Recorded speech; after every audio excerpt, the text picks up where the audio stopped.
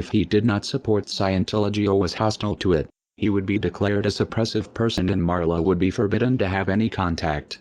At the least he was being handled.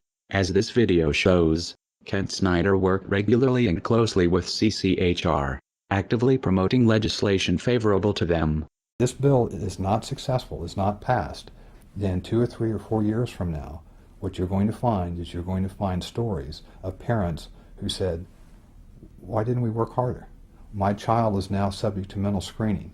He's now subject to therapy. There's all sorts of coercive measures that are going on. So the time is now. Parents need to understand that, and we're going to do everything we can to fight against it. This is important because there is an attempt to rationalize Ron Paul's involvement with CCHR and founding member Dr. Zass as harmless. On the Ron Paul forums, when a supporter points out the Scientology connection, another member tries to spin Zass as a great libertarian who is not a Scientologist nor is sympathetic to Scientology. This is bullshit. CCHR is a branch of Scientology and SZAZS co-founded it. The Church of Scientology would never allow someone they did not control to have that much influence. The CCHR website was registered by Scientologist Amber Smayataki. Most of the board are Scientologists. Zass denies being a Scientologist. A representative writes, sharing this battle does not mean that Dr. Zass supports the unrelated principles and causes of any religious or non-religious organization. This can be true working with most organizations, but as we have shown, Scientology does not work this way. You are either for Scientology or you are against it. Whether SZAZS himself believes in Xenu is irrelevant. What is relevant is Scientology considers Zass non-hostile and therefore successfully handled. Kent Snyder may have something in common with Lisa McPherson. His involvement with the cult might have killed him. Like Zass, Scientology believes in an extreme version of personal responsibility. That disease is a result of body thetans and it is the Scientologists' fault for not trying hard enough to clear them. If they did, goes the theory, they would be free of disease. Zass doesn't push body thetans, but he does promote a dangerous distorted idea of mental illness that has the same potential effect, discouraging people from getting help because according to him any problems they have are imaginary. The CCHR was created in 1969.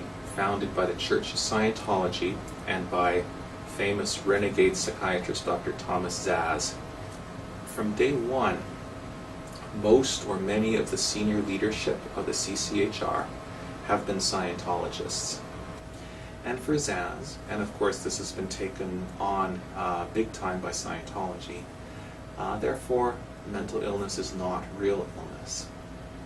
It is possible Kent Snyder's untreated illness and death was a result of adopting the Scientologist beliefs that his illness was his fault or not real. It would explain why he had no health insurance. Many Scientologists don't. It seems Snyder sincerely believed in Ron Paul's libertarian rhetoric and equally trusted his Scientologist friends, though this ultimately was not in his best interest. A further question arises. How many of Scientology ideas are influencing Ron Paul's campaign for liberty through CCHR and Zass? The Scientology connection to Ron Paul has been noted in a handful of disingenuous threads on the Ron Paul forum. They are disingenuous because they ask questions a Google search can answer in seconds, yet few people link to these results. The threads are phishing members to see how much Paul supporters know about the connection, and when someone appears knowledgeable, the information is spun. In one of these threads, Scientologists in Clearwater are praised for organizing one of Ron Paul's events in 2007. The writer clearly doesn't understand the significance of saying Scientologists and former Scientologists are involved. It's possible he is confused or misinformed. It's also possible Scientologists are lying about no longer being in the church. It would be a glaring anomaly that, everywhere else former Scientologists are considered SPs to be shunned by current members, except for those working on the Ron Paul campaign. More likely Scientology finds it expedient to muddle the connection by having members involved avowed they are former Scientologists. Since most Paul supporters don't know the first thing about Scientology or how to check the information, Ron Paul's campaign manager Kent Snyder had a close working relationship with the Scientology group CCHR from at least 2000.